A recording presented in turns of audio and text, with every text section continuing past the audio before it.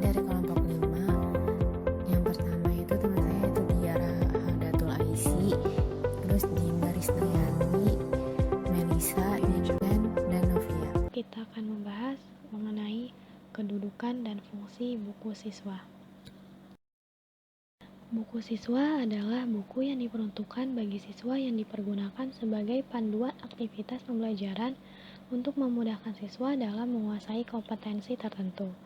Buku siswa bukan sekedar bahan bacaan, tapi juga digunakan untuk melaksanakan kegiatan-kegiatan dalam proses pembelajaran atau activities-based learning yang isinya dirancang dan dilengkapi dengan contoh-contoh lembar kegiatan dengan tujuan agar dapat terselenggaranya pembelajaran kontekstual.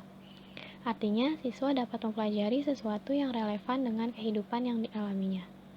Buku siswa disusun untuk memfasilitasi siswa mendapat pengalaman belajar yang bermakna. Isi sajian buku diarahkan agar siswa lebih aktif dalam mengikuti proses pembelajaran melalui kegiatan mengamati, menanya, menalar, mencoba, berdiskusi, serta meningkatkan kemampuan berkomunikasi baik antar teman maupun dengan gurunya. Melalui kegiatan-kegiatan tersebut diharapkan dapat menumbuhkan motivasi, rasa keingintahuan, inisiatif, dan kreativitas peserta didik. Peran dan fungsi buku siswa. Yang pertama adalah panduan bagi siswa dalam melaksanakan kegiatan-kegiatan pembelajaran. Kedua, sebagai penghubung antara guru, sekolah, dan orang tua. Yang ketiga adalah lembar kerja siswa. Yang keempat adalah skenario langkah-langkah pembelajaran, di mana guru dapat menggunakan buku siswa dalam melakukan langkah-langkah pembelajaran. Di dalam setiap halaman buku siswa, pada bagian pojok kiri atas atau pojok kanan atas terdapat icon-icon kegiatan yang dilakukan siswa dalam proses pembelajaran, seperti ayo lakukan, ayo kita berlatih, ayo kita mengerjakan proyek, dan lain-lain. Kegiatan-kegiatan itu dapat digunakan sebagai urutan atau langkah-langkah dalam kegiatan pembelajaran. Yang kelima ialah siswa dapat dimanfaatkan dalam penilaian. Di dalam buku siswa terdapat halaman-halaman berisi format yang dapat digunakan sebagai lembar kerja untuk dihimpun sebagai bahan portofolio yang dapat dijadikan sebagai sumber penilaian hasil pembelajaran. Keenam adalah media komunikasi antara guru dan siswa. Melalui proses pembelajaran dengan menggunakan buku siswa, guru dapat mengenal siswa lebih baik melalui pengamatan terhadap hasil kerja siswa yang telah dirancang sedemikian rupa dalam setiap pembelajaran. Guru dapat melihat perkembangan pengetahuan dan keterampilan serta sikap siswa sesuai dengan kompetensi pembelajaran yang telah ditetapkan. Yang ketujuh adalah sebagai kenang-kenangan rekam jejak belajar siswa. Nah, maksudnya adalah semua hasil pekerjaan yang dilakukan siswa selama mengikuti proses pembelajaran akan tertuang dalam buku siswa, sehingga guru dan orang tua dapat melihat jejak belajar dan perkembangan kompetensi selama mengikuti proses pembelajaran pada masing-masing jenjang. Bagi siswa, semua rekam jejak belajar tersebut berguna sebagai kenang-kenangan di kemudian hari. Nah, selanjutnya di sini saya akan menjelaskan tentang kedudukan dan fungsi buku guru. Sebelum kita ngebahas tentang kedudukan dan fungsi, nah apa sih buku guru itu? Buku guru adalah panduan bagi guru dalam melaksanakan pembelajaran di kelas. Buku guru berisi langkah-langkah pembelajaran yang didesain menggunakan pendekatan saintifik sesuai dengan tuntunan kurikulum 2013. Nah, berikut ini penjelasan tentang fungsi buku guru.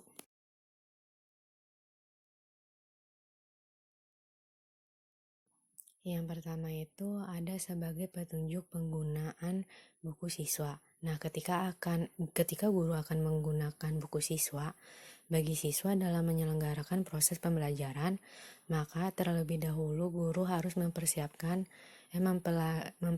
terlebih dahulu buku guru. Guru harus menemukan informasi sebagai berikut. Nah, apa aja sih informasinya? Yang pertama itu urutan acuan materi pelajaran yang dikembangkan dari standar kompetensi, kompetensi inti, dan kompetensi dasar dari masing-masing muatan mata pelajaran yang kemudian disatukan dalam satu tema tertentu. Nah, yang keduanya itu jaringan tema dari masing-masing tema yang berisi kompetensi dasar dan indikator dari masing-masing muatan mata pelajaran yang harus dicapai.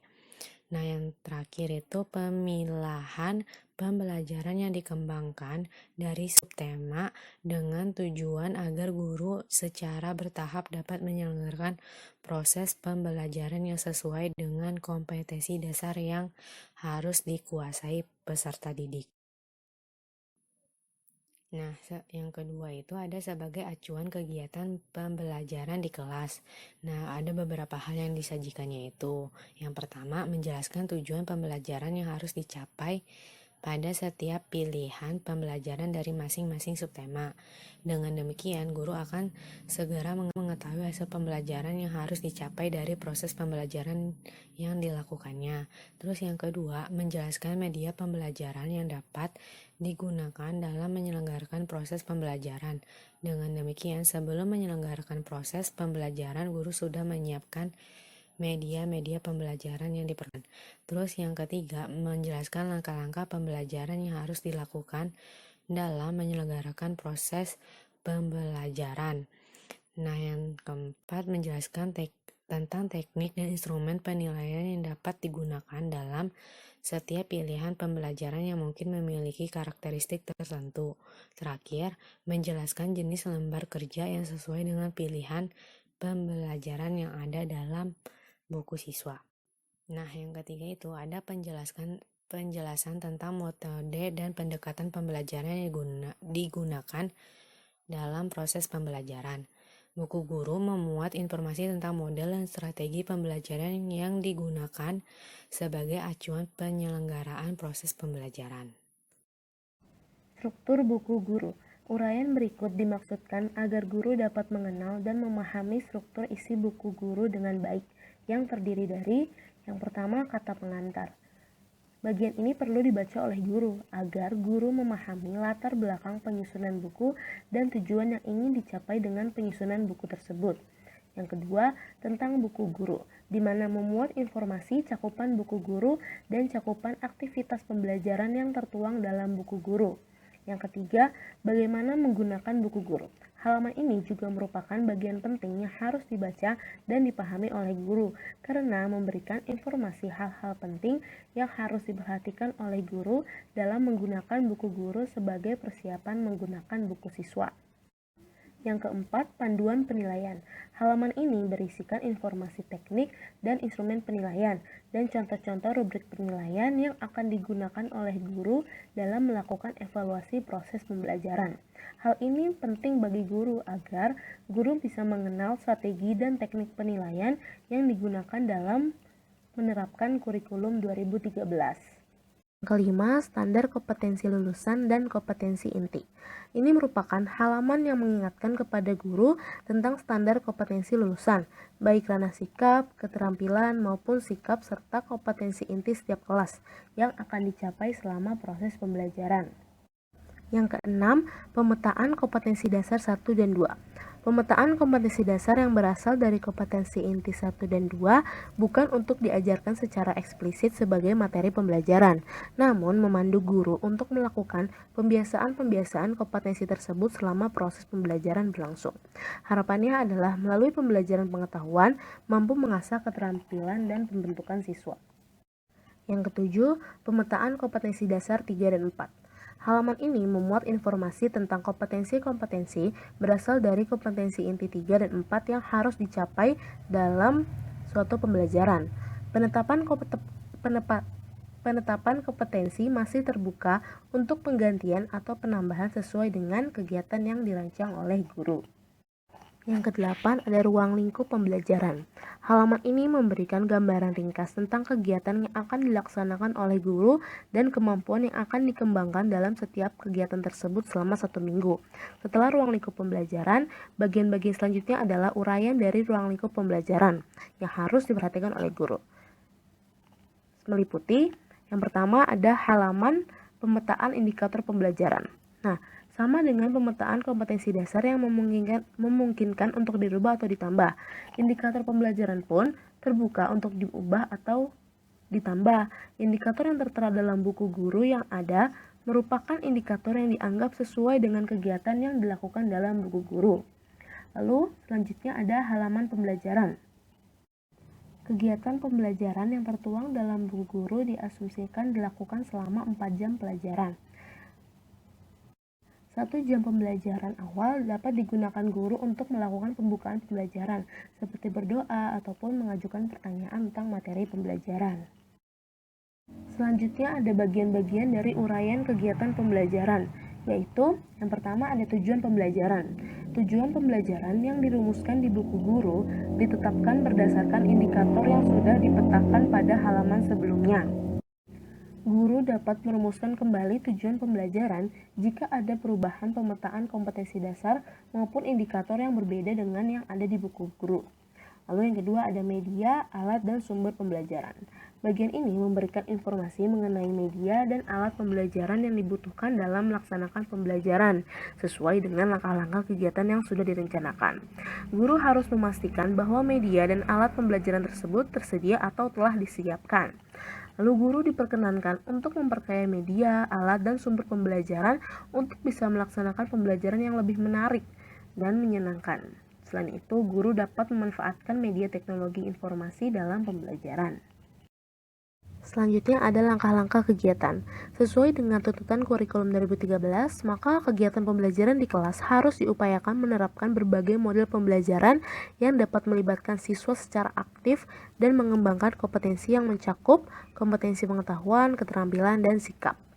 Selanjutnya ada model-model pembelajaran, seperti model scientific approach, problem-based learning, project-based learning, discovery learning merupakan model pembelajaran yang harus tergambar dalam langkah-langkah kegiatan pembelajaran. Lalu, langkah-langkah kegiatan yang sudah ditulis pada buku guru yang digunakan saat ini sudah diupayakan memenuhi tuntutan tersebut, khususnya pada pendekatan saintifik. Nah, pendekatan saintifik dilakukan melalui proses kegiatan mengamati, menanya, mengumpulkan informasi atau eksperimen, mengasosiasi atau mengolah informasi, dan mengkomunikasikan. Pendekatan saintifik diimplementasikan dalam pembelajaran yang bertujuan untuk melatih siswa berpikir tingkat tinggi. Yang terakhir ada penilaian. Pada bagian ini, guru mendapat informasi model penilaian yang dilakukan berikut rubriknya. Rubrik penilaian juga dapat ditambah sesuai dengan aspek yang akan dikembangkan. Nah, model penilaian tersebut berorientasi pada proses, di mana guru juga dapat menambah model penilaian yang lain. Struktur buku siswa. Pada setiap halaman buku siswa terdapat icon-icon yang meliputi yang pertama, ayo kita amati. Icon ayo kita amati adalah ajakan kepada siswa untuk menggunakan panca inderanya dan menyerap informasi yang berkaitan dengan materi yang dipelajari. Yang kedua, ayo kita menalar.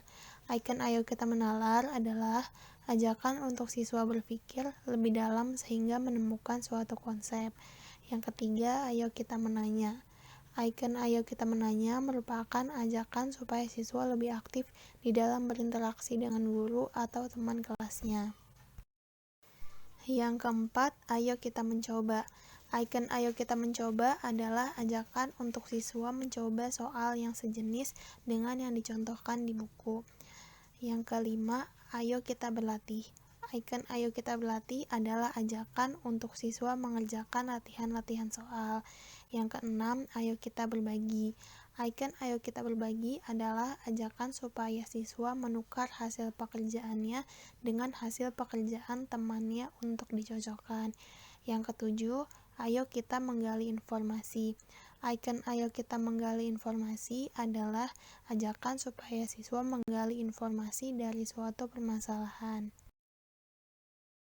Yang kedelapan, ayo kita mengerjakan proyek. Icon ayo kita mengerjakan proyek merupakan ajakan untuk siswa mengerjakan suatu proyek. Yang kesembilan, ayo kita merangkum. Icon ayo kita merangkum merupakan ajakan agar siswa merangkum materi di setiap bab. Yang terakhir yaitu uji kompetensi.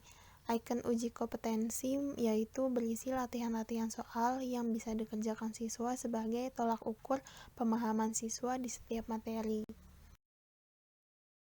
Selanjutnya, hubungan fungsional buku guru dan buku siswa. Buku guru dan buku siswa dalam pemanfaatannya merupakan satu kesatuan yang tak dapat dipisahkan. Artinya, ketika guru menggunakan buku siswa untuk keperluan pembelajaran peserta didiknya, maka saat itu pula guru memerlukan buku guru yang akan dijadikan sebagai pedoman dalam memanfaatkan buku siswa. Artinya, buku guru digunakan sebagai penjelasan dari kegiatan yang harus dilakukan pada buku siswa. Sebagaimana dijelaskan pada uraian tersebut, buku siswa memiliki banyak fungsi yang bukan sekedar kumpulan materi pelajaran. Oleh karena itu, guru harus benar-benar memahami berbagai unsur yang terdapat pada buku siswa. Penjelasan unsur-unsur tersebut dapat dipelajari dari buku guru selain keterangan yang ada pada buku siswa. Dengan kata lain, guru tidak boleh melewatkan teks bacaan baik yang terdapat pada buku siswa maupun panduan guru. Contohnya, yang pertama, pada bagian awal buku guru terdapat penjelasan umum tentang buku guru pembelajaran tematik terpadu. Bagian ini adalah penjelasan penting bagaimana tema-tema dibentuk melalui analisis SKL, KI, KD, sampai terbentuk tema dan jaringan tema dari berbagai muatan masing-masing mata pelajaran. Pada bagian ini juga terdapat penjelasan cara penggunaan buku guru dan penilaian yang dapat dipergunakan dalam melaksanakan proses pembelajaran tematik.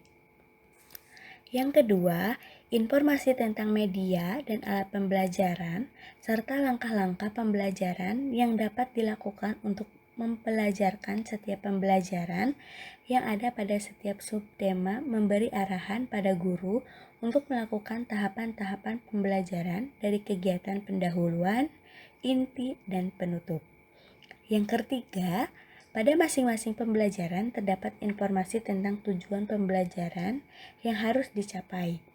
Membaca bagian ini merupakan hal penting sebelum guru melakukan proses pembelajaran. Karena dengan membaca bagian ini, target pembelajaran dan kompetensi yang harus dikuasai peserta didik akan diketahui dengan baik. Lalu, yang keempat, teknik dan format serta cara melakukan proses penilaian selain terdapat pada buku guru, juga terdapat pada buku siswa.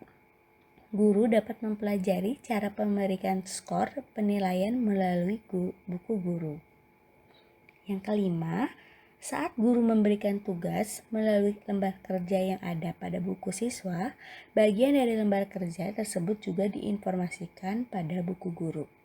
Jadi, kesimpulannya, buku guru dan buku siswa merupakan satu kesatuan yang harus dipahami oleh seorang guru.